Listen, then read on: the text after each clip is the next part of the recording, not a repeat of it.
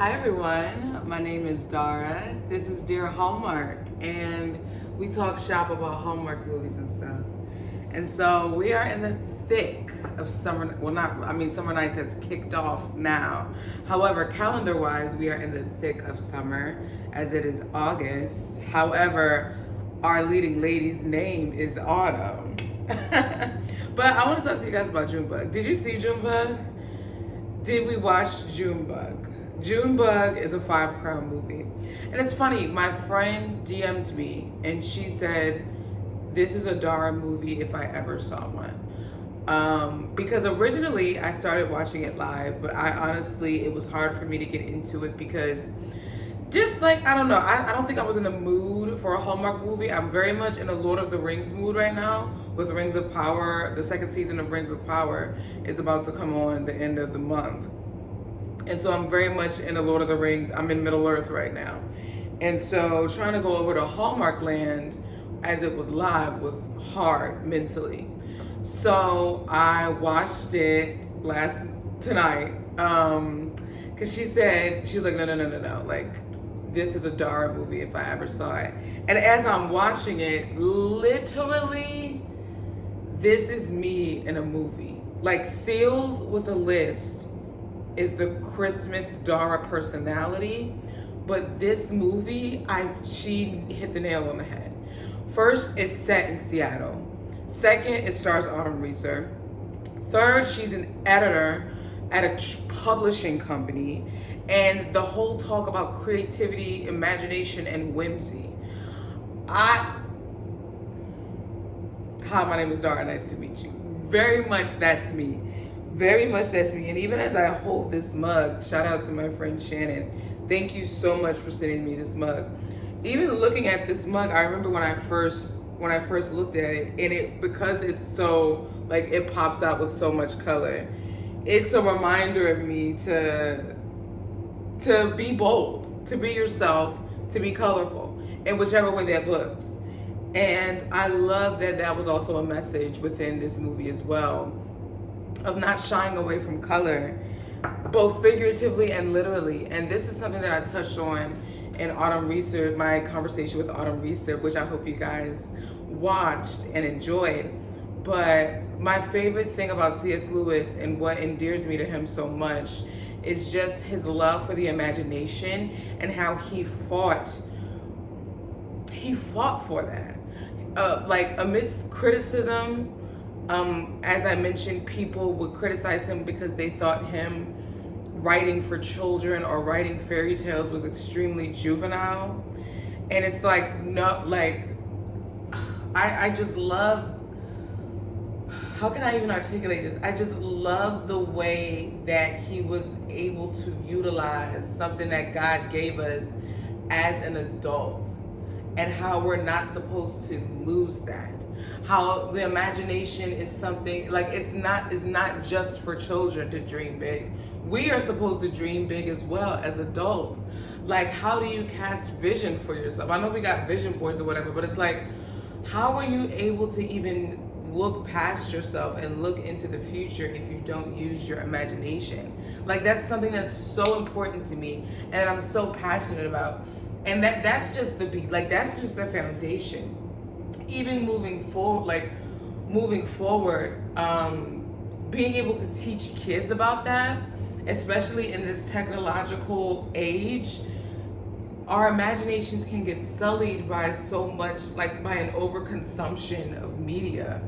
And literally, when she talked about being stuck in writing, I literally went through that 2 months ago.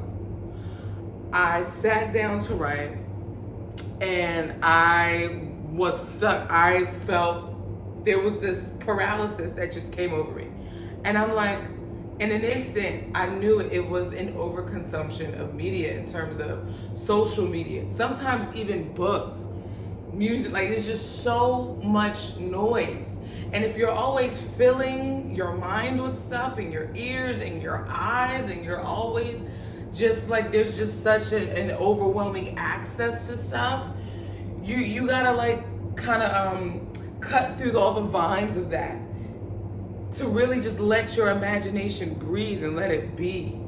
And like that's why I even think about writers going away to write. Like they gotta get away from stuff mentally. Like you gotta quiet the noise mentally. Like this movie was so Summer Israel Bananarama Johnson III, Esquire.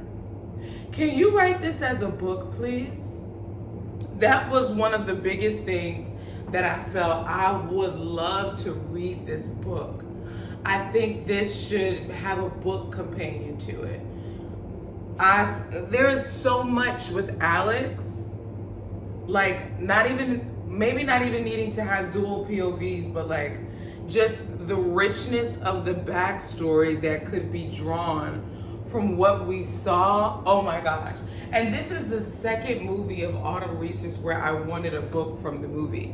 The first one was Always Amore, which we briefly mentioned in her interview. But this was just such a beautiful, beautiful, beautiful picture of literally, I feel like it hit it on every wave for me. Like I don't even like no like theatrics, like this is just us talking, like for real. Like this movie, I get what my friend said, this is a Dara movie. Because even if I can be vulnerable for a moment, like the demand that I'm feeling on myself creatively is huge. And it scares me. And I'm blessed by God to have different creative avenues and different creative gifts, and I'm thankful for that. But it scares me because it's a lot. It's a lot. But it's like, this is where that childlike faith comes in. And this is why I feel like Jesus tells us to come to him as a child. It's something about children where it's like, yo, they don't care. The world is their oyster. The sky isn't even a limit. They go past the sky. Like there's something to be said for that. And I love this movie. This movie is going into my 2024 Mount Rushmore for sure. And it's, like I said, it's a 5-crown movie. It's so beautiful. I mean, if we could talk about the chemistry, the wardrobe, Geraldine Etienne. She does no wrong. Geraldine does no wrong in my eyes. If I know Geraldine is attached to a project, the fashions are going to be there. But I think what most impacted me was the story. This is what I mean, like the importance of like telling good stories. Yeah, we can do everything, puppies, whitewater rafting, whatever. But like this, Savoring Paris, An American in Austin, and Sense and Sensibility are my top movies of the year so far. All 5 crown movies. And I saw a sneak peek of this coming weekend's movie, which it looks very interesting. It's giving me Ghost of Christmas Always vibes a little bit. But the story definitely feels innovative, which is what we should be doing. Like, that is the basis, in my opinion, of creativity. The basis of creativity is innovation. Because you're literally to create something is to make something from nothing. Like, nothing was originally there, and now you've made it. And then adding on another layer to that beautiful, colorful cake is innovation of doing something so completely original that no one else is doing. I love that so much, and it's my heartbeat. It really, really is. Like, I love this so much. It spoke so much to different parts of me. Yeah. Sense and Sensibility, Savoring Paris, and this movie each spoke to different parts of me. And American in Austin was just a dang good movie. That's why it's 5 crowns. While I don't relate, like, the literature aspect, sure, but like that's just a bomb movie. However, Sense and Sensibility, Savoring Paris, and Junebug, each I feel like hit a part of Dara that is like, Dang, yo. And this is why I watch Hallmark, is to be inspired. This is why I love Hallmark movies. It's to feel ways in a good way, because sometimes we use that phrase in a bad way. You know, I feel a ways about something, but like this is it. This is it. This is it. And I loved it. Oh,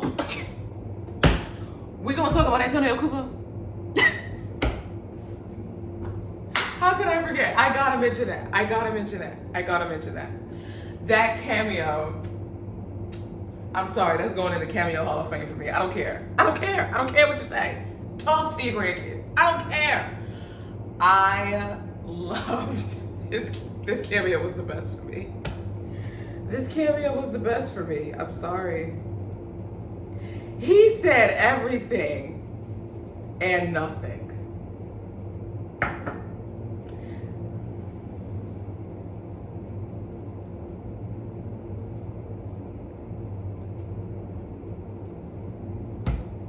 He said everything and nothing. That was brilliant.